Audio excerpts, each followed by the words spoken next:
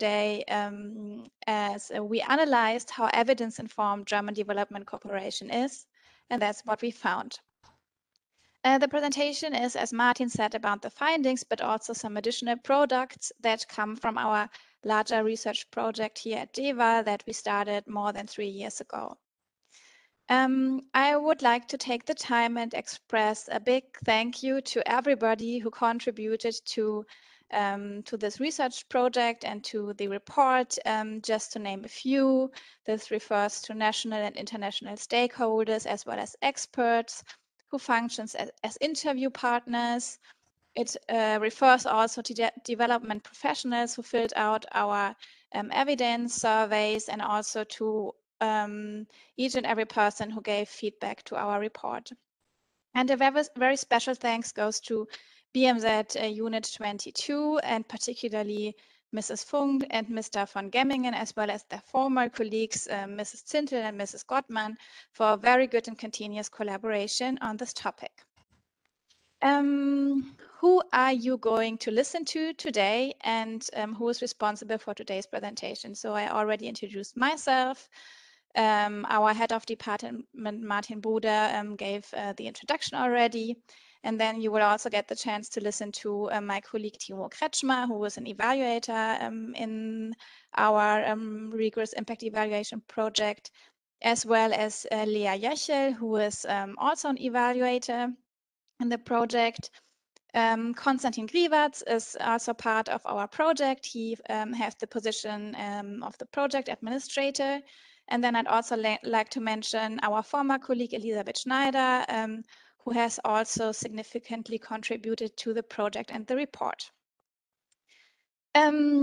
Just to give you a better understanding about what we are planning today, so here's an overview of the structure of the online seminar. So we'll start with part 1, which is the presentation of our results. This will take a bit more than 30 minutes.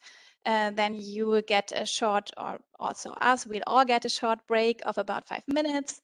Then part number 2, we will launch and talk you through a new RIE, or rigorous impact evaluation website that we recently developed. And also, as promised in our invitation, we'll give you the 5 evidence tips how you can make your own work more evidence-based in an easy way. And lastly, as Martin said already, there will be time for your questions and for your comments and reflections. So to introduce the topic, I would like to go back to a very basic question and ask, why does rigorous impact evaluation matter so much? So looking at a number of rigorous impact evaluation in very different sectors, Howard White, the former founding executive director of 3IE, the International Initiative for Impact Evaluation, who I suspect could also be in the audience today, stated in 2019 the following. It appears that there is in general an 80% rule. That is, 80% of things don't work. So as good Bayesians, in the absence of rigorous evidence, we should assume that our program doesn't work. So if indeed most of our projects just don't work, this also implies that there are resources that they could have been spent in other projects that would have made a real difference. And in order to find out which projects belong to the 20% that really indeed work, we need impact evaluations, and if appropriate and feasible, we particularly need rigorous impact evaluations. Because rigorous impact evaluations tell us what really does work in development and what doesn't work. But what do we exactly mean by rigorous impact evaluation? So I'm very sure that many of you already know about this concept, but let's do a short recap so that really everybody's on the same page. So rigorous impact evaluation is an evaluation approach that allows to indeed detect a causal impact of an intervention. And to do so, we need a control or comparison group that mimics what would have been happened in the absence of the intervention. And there are different ways or methods to create such a controller comparison group. And since rigorous impact evaluation is such a unhandy and long word, we often abbreviate it with RIE. So don't get confused if you hear the abbreviation RIE in our project and during this presentation. So this means the rigorous impact evaluation. Rigorous impact evaluation, RIE, is also strongly related to systematic reviews. So if you take together a number of single rigorous impact evaluations and you summarize those systematically, so all of them that answer the same research question or look at a similar intervention or the same intervention, and you summarize them systematically, then this is called a systematic review. And a systematic review often allows to derive general conclusions that are independent of the context where the single RIEs have been conducted.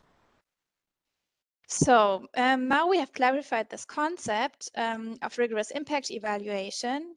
It's your turn to get involved. So Timo, what have you prepared for us? Thank you, Marion. Reflection time is what I've prepared. So we thought that now that you know what rigorous evidence is, we wanted to take a short timeout for everybody to just shortly reflect their own work. So we prepared a mini survey of one question. So if you could follow this step highlighted in the red circle and go to menti.com in your browser and use the code that I think my colleague Lea also just posted in the chat, and answer the question that you see there. It's the same that you see on the slide right now, and we will give you 1 minute as of now to go there and answer the question. If Menti doesn't work for you, no worries. Just take this short time to reflect on this question for yourself without giving the answer on Menti then. But for everybody else, make your way to menti.com, use the codes, and answer the question. Question is, when was the last time you used a product that was based on rigorous evidence? Okay, so let me go to Menti to see the results.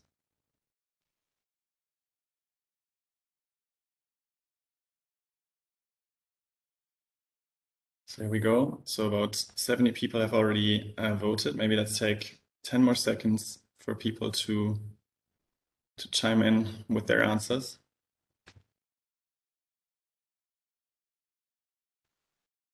And then I would say 1 minute is over. Let's take a quick look at the results.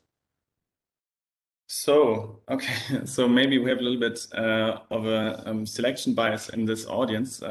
So this audience apparently is using evidence a lot, rigorous evidence a lot, with the largest group having used an evidence product this week. So good job. But we also see that some people used it last year, probably before COVID maybe, or never ever.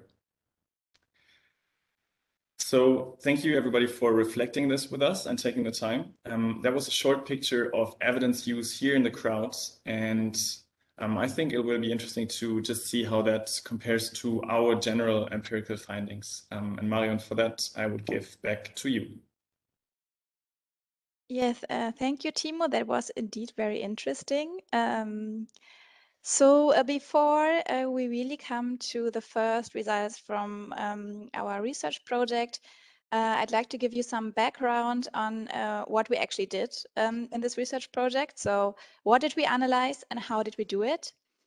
So we looked at three central research questions, and these were first, what is the status quo of RIE and evidence use in German development cooperation? Second, what are the barriers for RIE and evidence use in Germany or in German development cooperation?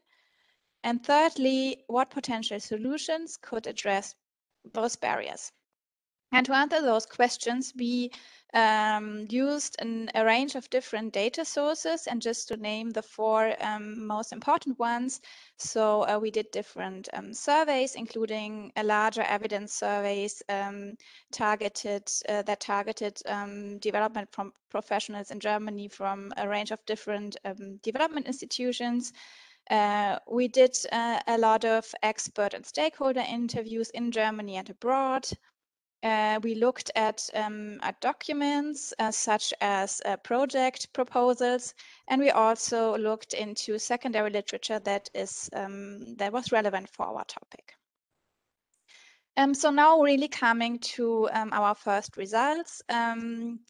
Let me just briefly mention that obviously we don't have the time in this presentation to go into each and every detail of our findings and what we exactly did. So this can just be a snapshot, or we can show you the most important findings. But Martin has already posted the link to our report, so you find all the details there. So what are the three central findings for the question what the situation in Germany is for conducting RIEs? So our first finding is that German Development Corporation has made first experience with RIEs, and we also found a slightly increasing dynamic with more and more interest in rigorous impact evaluation. So in pure numbers, we found 97 rigorous impact evaluations with the involvement of the BMZ since 2014. Though this is actually more than we had anticipated, our second finding is that overall the incidence of rigorous impact evaluation compared to the rather large German ODA volume is low. And the third central finding regarding this question, and maybe the most striking one, is that we did not find any systematic approach or strategy with regard to the implementation of rigorous impact evaluations. So rigorous impact evaluation is not embedded in an overarching learning strategy. On the next slide, we give you an example for other insights that you can find in our report. So here is a graph that shows the number of rigorous impact evaluations by sector. And what you can see here is that we found most RIEs, 23 in the sector of agriculture, forestry, and fishing, followed by the most famous or prominent sectors for rigorous impact evaluation: health, education, and reproductive health. But you can also see that we found 6 rigorous impact evaluations in the sector of government, which is not like a classical, I would say, classical RIE sector. Okay, let's go to the findings with respect to the use of evidence. So what's the situation in Germany for the use of evidence? And here I'd like to make a side note, because though our report and our research focuses on rigorous evidence for technical reasons, but also acknowledging that RIE does not lend itself to all empirical questions, we also often in our research applied a broader definition of evidence. And this definition is studies, evidence synthesis, and evaluation reports that generate evidence using scientific standards and methods. Okay, but now really coming to the 3 central findings with respect to the use of evidence. And here we refer to the use of evidence that has been generated in a particular project by conducting an RIE, but also to the RIE evidence just exists globally and that has been generated by other institutions or by other projects. So here our first finding is that results from self-generated RIEs are sometimes used at the project level, but they are not used for strategic decision-making. Our second finding is that the global RIE evidence is largely underused. And our third central finding is that project documents often refer to impact, but without providing any evidence for this claim, least of all rigorous evidence. So taking all these findings together for implementing RIEs and also using evidence, we see that it doesn't look, that German development cooperation doesn't look like very evidence-informed right now. However, there's also a good message. Because in fact, we also found that German development cooperation professionals, they would like to use more evidence in their daily work. So in our larger evidence survey that, as I said, targeted different development institutions in Germany, we asked if the respondent agrees or on how far he or she agrees to the following statement. For the quality of my daily work, it would be helpful if I could use substantially more evidence. And as you can see here, like the dark blue part is 75%. So really the majority said that they strongly agree with the statement that they would really think that evidence would improve the quality of their work. So Timo, what can we make out of this result? So maybe you can give us a little recap. I can, thank you, Marion. Also, I just saw that we, I think, made the 200 participants, so that is really great. That's so many people joining in today. So let's look at the different pieces of today's findings so far and see how we can fit them together. So firstly, we heard that evidence or rigorous evidence is important because it tells us what works and because it makes our work more impactful. Secondly, we just saw that evidence is desired in the sense that people working in German development organizations believe that evidence makes their work more effective and that they would actually like to use more evidence in their daily work. So this means evidence is desired. And thirdly, we also saw that evidence is largely underused. As we saw, use of scientific evidence is not very common and not very systematic in German development cooperation right now. So that third piece does not quite fit to the first two pieces. So the question is, why is evidence underused even though it's important and desired? So what's hindering Germany from being more evidence informed? What's the problem? Let's take a look at that.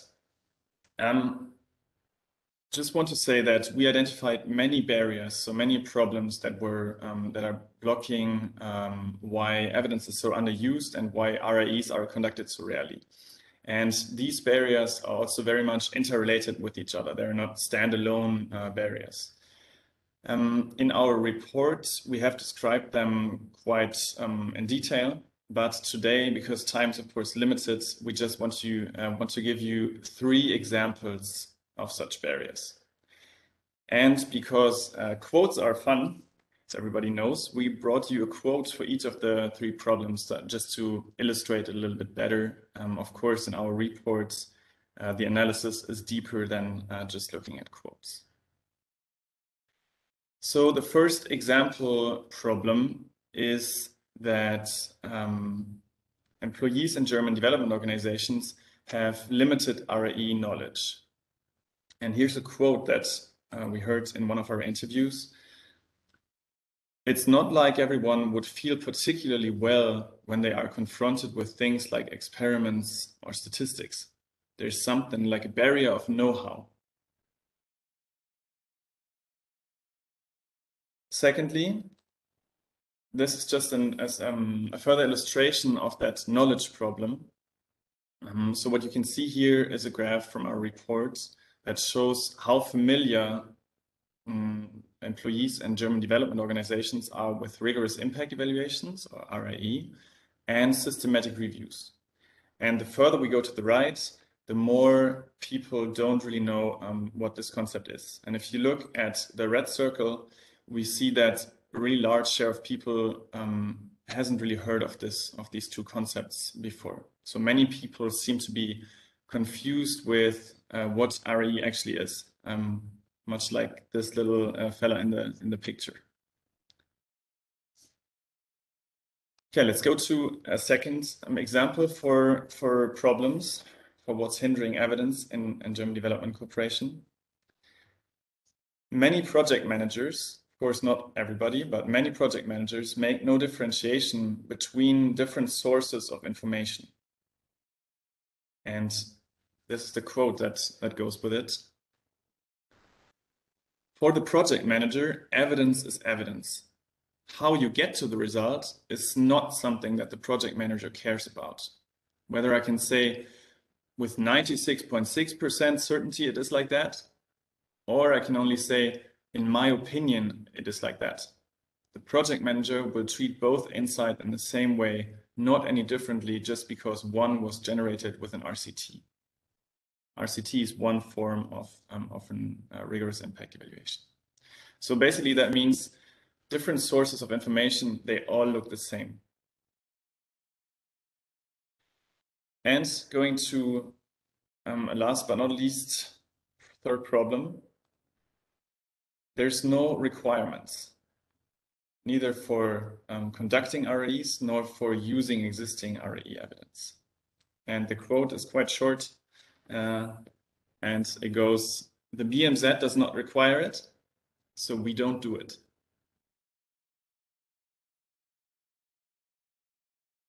Okay, after having heard these example barriers, let's quickly recap. Here's our findings so far in a nutshell. 1, the potential of evidence is largely underused, and there's no systematic approach. And 2, the reasons for that are numerous and also interrelated. So that's the barriers that you've just seen 3 examples of. So let's go back to this puzzle. We know that some of the problems are blocking evidence. And now the question is, how can we solve this? How can German Development Cooperation overcome this? To change the right-hand side of this puzzle from evidence being underused and going to Germany being more evidence-informed. Based on our empirical research, we developed an approach that consists of 7 action points that we think German Development Cooperation should take right now to become more evidence-informed. And these 7 steps, they should be seen as an integrated approach. They are interrelated and they should not be taken or conducted individually, but rather seen together. And also, maybe as a side note, before I introduce you to those 7 action points, everybody in German Development Cooperation, so all actors also present here today in the session, should feel addressed. There's something to do for everybody.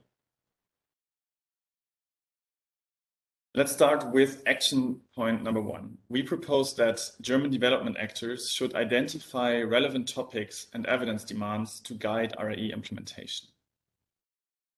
So this action point is about making it all more systematic when it comes to generating evidence, so that evidence generation is not so fragmented and scattered all over the place like it is right now, but that instead it's becoming more systematic so that rigorous evidence systematically answers the most important question.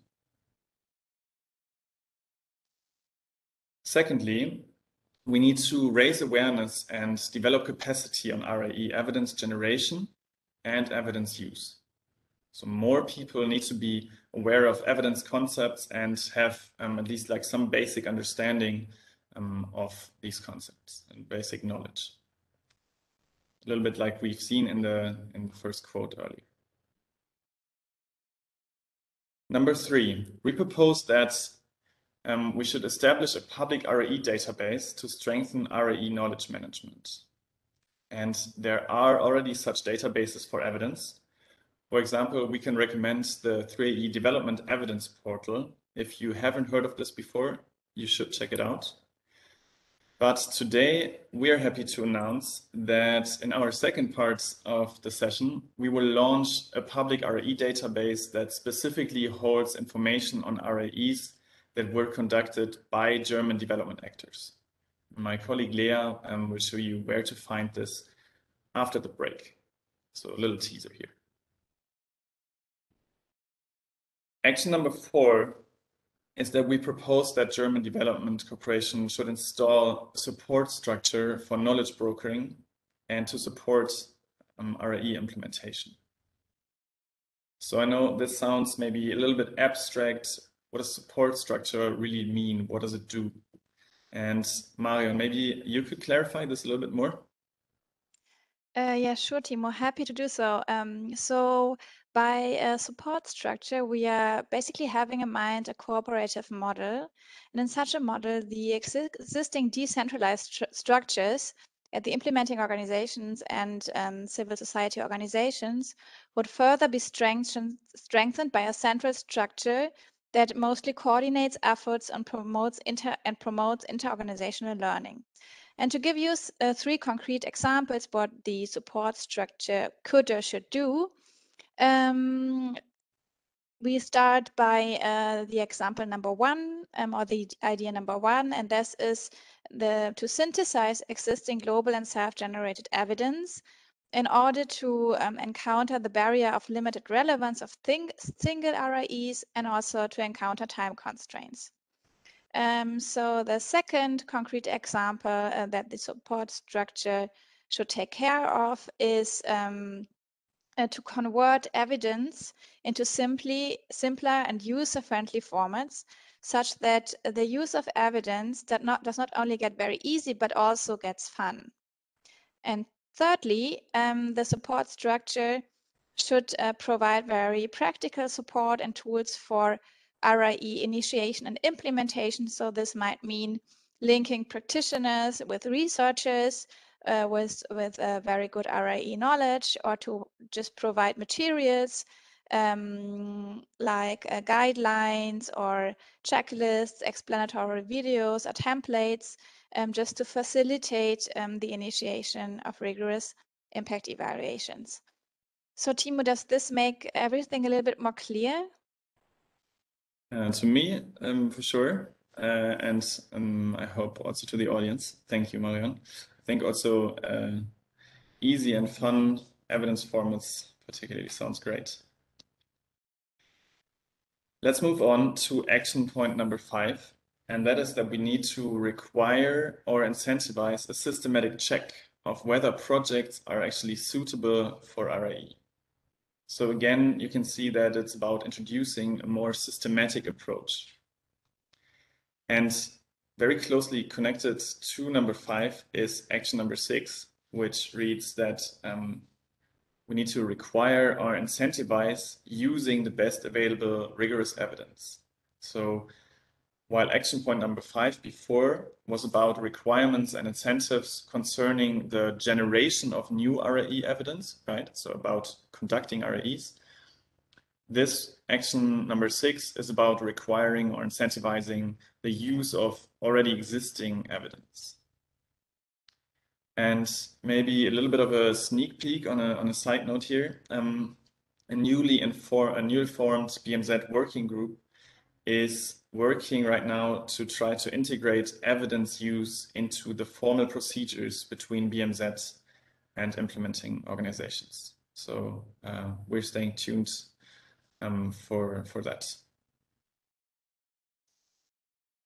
Last but not least, our 7th action point is that we propose that German development actors should provide additional resources dedicated to RAE and to using rigorous evidence. Because of course, conducting RAEs and using evidence needs resources. And this also includes these 7 action points that I've just talked about. One example of how more resources can be provided, in that case for conducting more RAEs, is our newly created RAE funding program. And again, maybe Marion, you can shed some light and give a quick overview of what this funding program is all about. Yeah, sure. So we are just at the beginning of setting up all the processes. So it will take some time until we really start with funding RAEs. So maybe we could start by the end of the year to fund the first RAEs. The ultimate aim is to fund around 9 rigorous impact evaluations in the next 4 to 4.5 years. And in the process, we will identify projects in German Development Cooperation that are interested and in RIE, and where an RIE is potentially feasible, and match them with research institutions that will be selected in a competitive process. And then the funding will be given to the research institutions. But on our RIE website that we will present in the second part of this seminar, you can so on this website you can continuously find new information. So it's always good to check out the website. That's true. Thank you. I'm quite sure that probably some people in the audience were listening very actively right now and might be interested in applying to the funding program. That would be great. Yeah. I hope so. Of course, we also hope that this will not remain the only way to provide additional resources. So this is not enough. So this is the starting point. But we hope that there will be additional resources and other ways, both for conducting RAEs and using evidence. Before we come to the break, just a quick wrap up.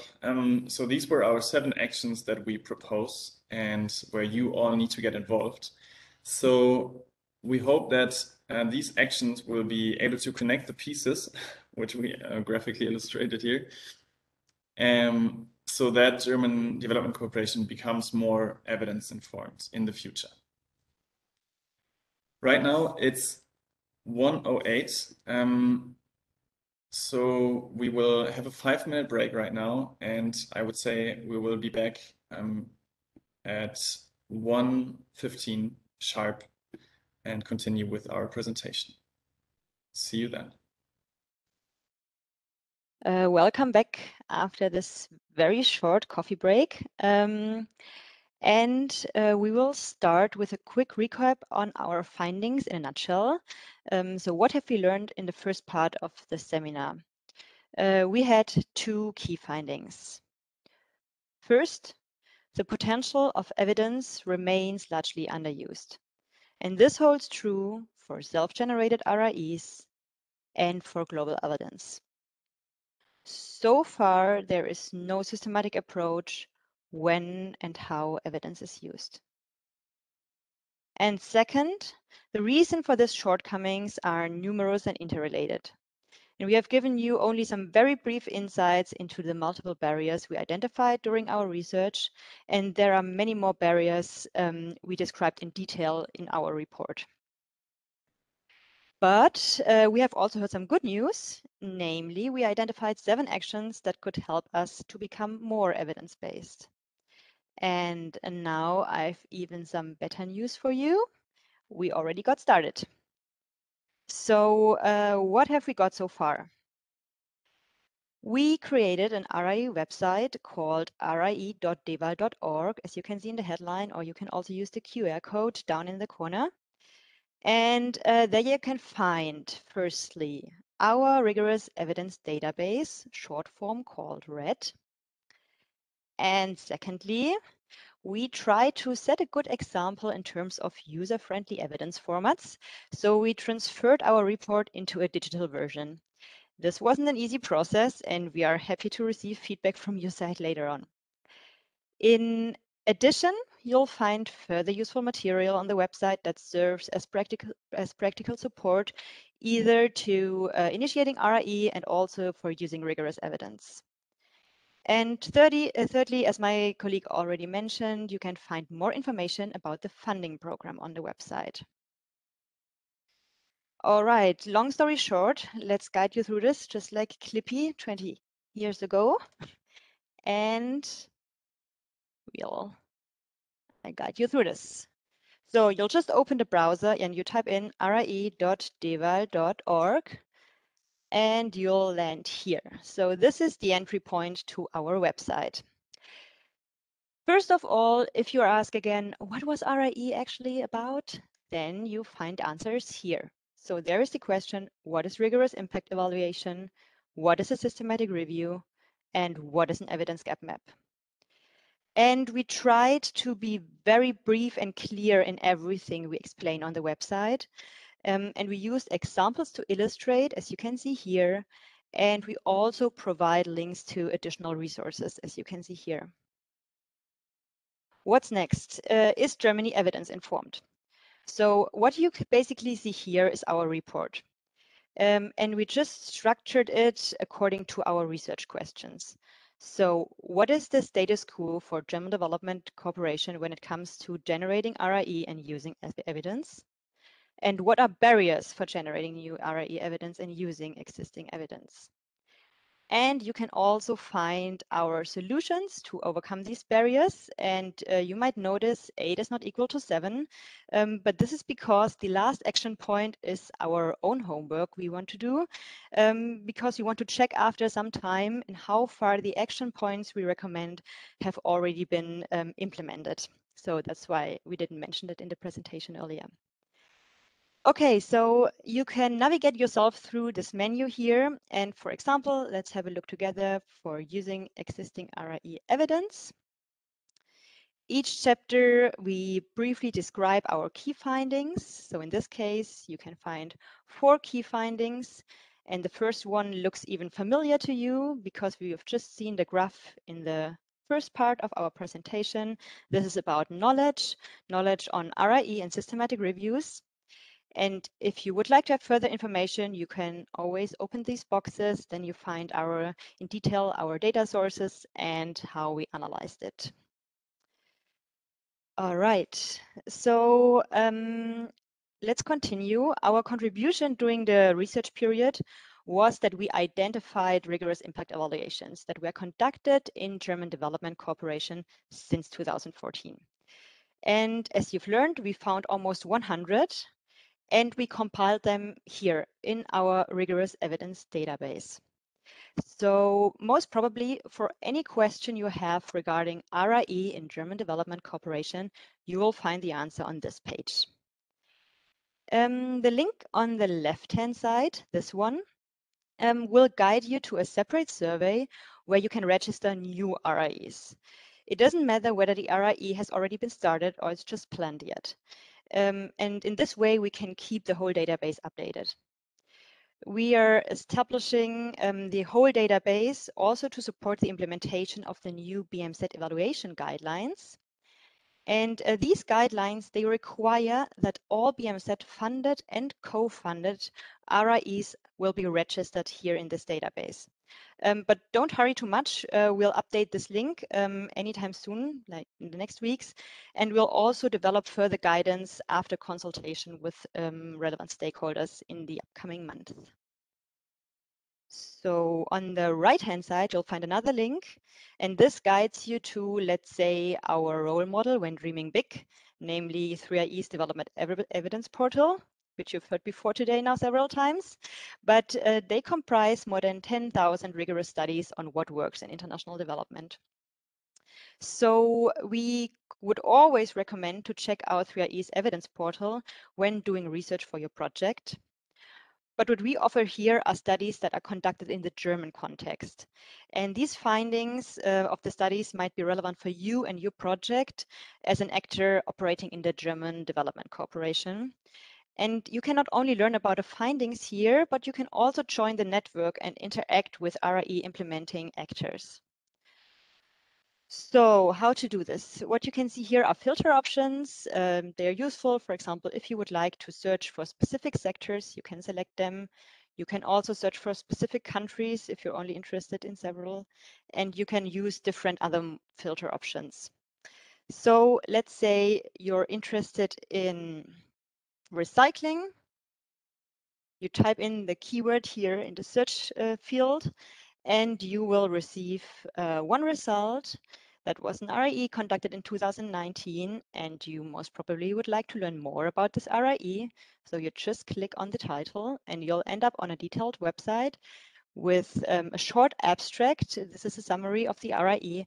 You'll have some more information and details on the project, for example, which organizations were involved, what was the exact evaluation method, and so forth. You'll also find some further information for other websites or publications that were made during the RIE. In this case, we're having a policy brief here. And in the end here, you can find contact details. So in case you have any questions on this RIE, these are the people you can contact. All right. And you can also switch the language to German. So the database is available in German and English language. We'll switch to English. So as we promised, here you can find information about the funding program financed by BMZ. There is not much information available yet, but we are updating it very soon, as my colleague said. So this is an excellent reason to visit our website now and then. And finally, this last part here will also grow very soon. Here are additional RIE resources you can find. For example, our guidance tool, when to do an RIE, our explanatory video all about RIE, and also downloadable versions of our report and the summary of our report. So I think this will do for now. Go get started yourself and discover the website, but not now because we're not finished yet with our presentation. So I'm heading back to here. Thank you, Clippy. We continuing. Yes.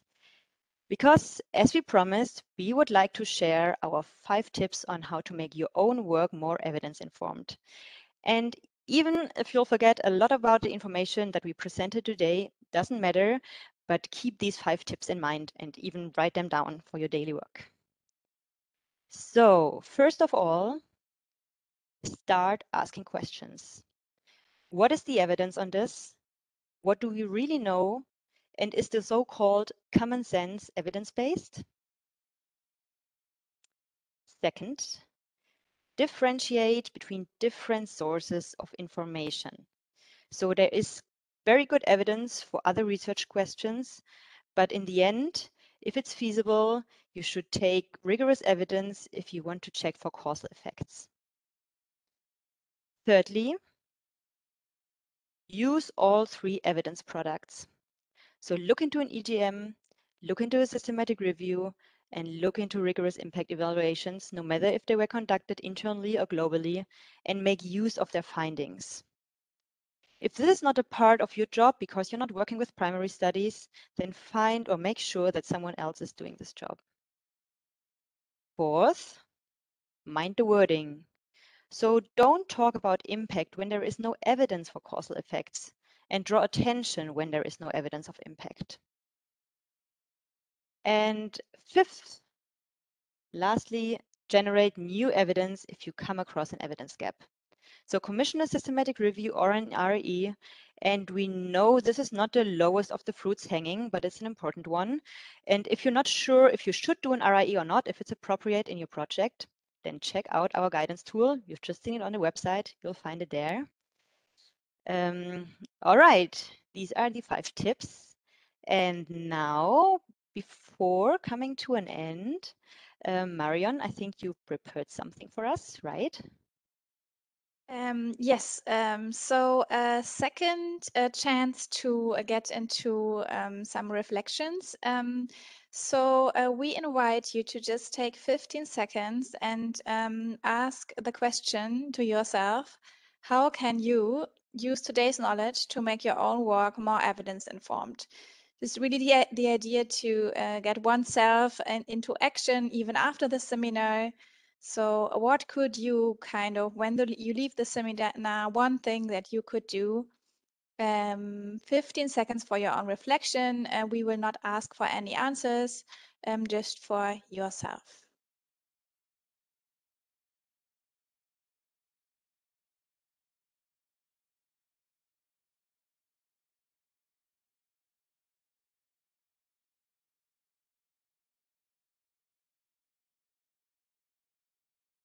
Okay, so I counted until 15. Time is up.